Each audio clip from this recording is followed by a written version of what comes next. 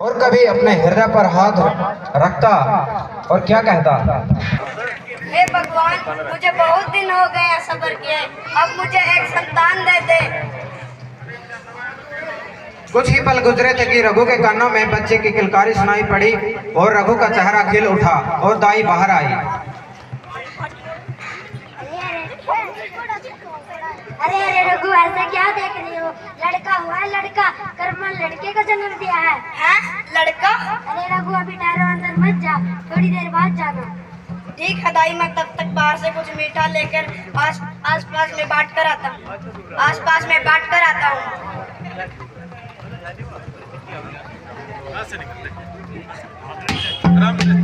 अरे रघु, कैसे आना हुआ? लो भाई, मीठा मुँह करो, मेरे घर लड़का जन्मा है। ये तो बड़ी खुशी की बात है भैया, लाओ लाओ। इधर रघु खुशी खुशी मिठाइयाँ बांट रहा था और उधर घर में लड़का निरंतर रोए जा रहा था, दूध नहीं पी रहा था। अरे कर्मा, ऐसे क्यों रो रही है? अरे कुछ बोले बिगी, या ऐसे ही रोती रहेगी? मैं दूध नहीं पी रहा, मेरा तो कलेजा ही फटा जा रहा है। मैं क्या करूं मुन्ना के बापू? धैर्य रखो, अभी नहीं पी रहा तो थोड़ी देर में पी लेगा। तू काहे परेशान होती है? और इस प्रकार रघु और कर्मा बच्चे के दूध न पीने से कई दिनों तक बहुत उदास रहे। यही चिंता उनको खाई जा रही थी। सुनो जी, अब मुझसे और नहीं सहा जाता। मुझे डर लगता है कि मुन्ने पे कोई बुरा साया तो नहीं।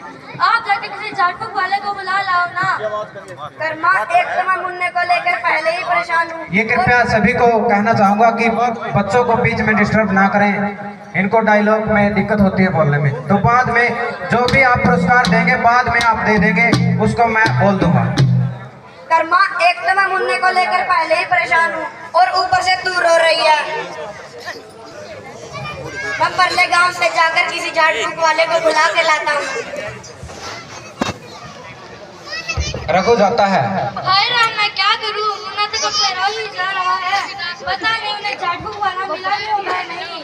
अब मुझे ही कुछ करना पड़ेगा। मैं ही जाती हूँ वैद जी के पास। और कर्मा भी भागकर वैद जी के पास जाती है। वैद जी, देखो ना मेरे बच्चे को क्या हो गया है। कई दिनों से दूध ही नहीं पी रहा। पहले तुम्हारी जाति बताओ क्या है? वैद जी, हम चमार हैं। चमार? अरे शुद्ध, पहले क्यों नहीं बताया? जाओ, मैं इलाज नहीं करता।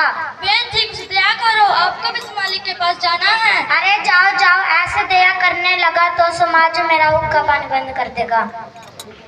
और वैद जी कर्मा के बच्चे का इलाज नहीं करते और कर्मा चल पड़ती है। रास्ते में कर्मा को गुरु रामानंद उनके शिष्यों सहित मिलते हैं और क्या बातें होती हैं। अरे बच्चा, क्या कष्ट है? क्यों रो रही हो? महाराज, मेरा लाजर से दूध नहीं पी रहा। वैद जी ने भी इलाज नहीं किया, उसने हमें छूत कहकर भगा दिया। लाओ बच्चे से हमारी गोद में दो। कर्मा, घबराने की बात नहीं है। तुमने बच्चे को स्नान करवाया होगा और तुमने भी स्नान किया होगा, जिससे तुम्हारे दूध में सर्दी का असर हो गया है। बच्चे के पीने से बच्चे को सर्दी सता गई है। ठहरो, मैं कुछ दवा देता हूँ, तुम इसे पिला देना। संत जी, दे दो, आपकी बड़ी मेहरबानी होगी। आपका यह एहसान मैं कभी नहीं भूलूंगी। और कर्मा बच्चे को ये दवा पिला देती है और बच्चा बिल्कुल ठीक हो जाता है। और सत्या सत्य पूजन की रीति हंसी खुशी निभाई गई। सभी लोगों को बड़ी संख्या में भोजन कराया गया।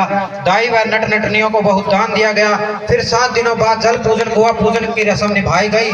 बस्ती में दसुट्टन के अवसर पर रघु ने प्रीति भोज कराया। इस प्रकार सप्ताह बीतते हुए माह बीतने लगे। 1 वर्ष व्यतीत हुआ। बच्चा घुटने के बल चलकर पांव पर चलने लगा। कभी खड़ा होता, कभी गिरता। बालक रविदास कभी रोता, कभी हंसता। आसपास की बालाएं और नारियां प्रसन्न होकर उसे गोद में उठाती, लाड लड़ाती, मुख चूमती। जो भी कर्मा माता के घर के पास से निकलती, वही रविदास को स्नेह जताए बिना न रहती। कर्मा व रघु बच्चे की तोतली बोली पर नौछावर होते और हंस हंस कर फूले न समाते थे।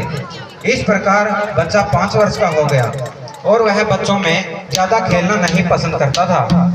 कहते हैं कि बच्चे के पांव पालने में ही दिख जाते हैं। रविदास एकांत बैठना ही पसंद करता था और धीरे धीरे यह अध्यात्म को पसंद करता रविदास जवान हो जाता है। और इस प्रकार सतगुरु रविदास जी का जीवन ज्योति काटकर अपना गुजारा करना व सत्य ईश्वर की भक्ति में लीन रहना उनका जीवन बीत रहा था। हर शाम को सत्संग भजन गाकर लोगों को सच्ची भक्ति का उपदेश देते थे। गुरु जी ने गंगा का बहिष्कार किया। एक दिन ज्येष्ठ माह की बात है, पैठ से लौटते वक्त गर्मी के कारण उन्होंने काशी घाट पर स्नान करने की ठानी और जैसे ही वे नदी में प्रवेश करने लगे। अरे अरे युवक, कहाँ जा रहे हो? तुम गंगा में स्नान नहीं कर सकते क्योंकि तुम्हारे सिर पर चोटी नहीं है, तू अछूत है, चल भाग यहाँ से। हे विप्रगणो, तुम अज्ञानी हो। मैं इसे तीर्थ मानकर यहाँ स्नान नहीं कर रहा था, बल्कि गर्मी के कारण शरीर को शीतल करने का सोचा था। अरे मूर्खो, किसी तीर्थ में स्नान मात्र से शरीर ही शुद्ध और शीतल होता है, मन नहीं। मन तो केवल सद्ज्ञान से दूर होता है, जो तुम्हारे पास नहीं है। साधो, मन चंगा तो कठौती में ही गंगा। मैं चमड़ा भिगोने वाली काठ की रात के जल को गंगा मानता हूँ। मेरा मन मथुरा है, दिल द्वारका है, काया काशी है। इन दोनों विप्रों और संत रविदास के मध्य हुई इस वार्ता का जिक्र संपूर्ण काशी में वायु गति से फैल गया कि रविदास अछूत होकर भी हमारी पतित पावनी तरण तारणी गंगा को कठौती के जल समान बताकर घोर अपमान करता है।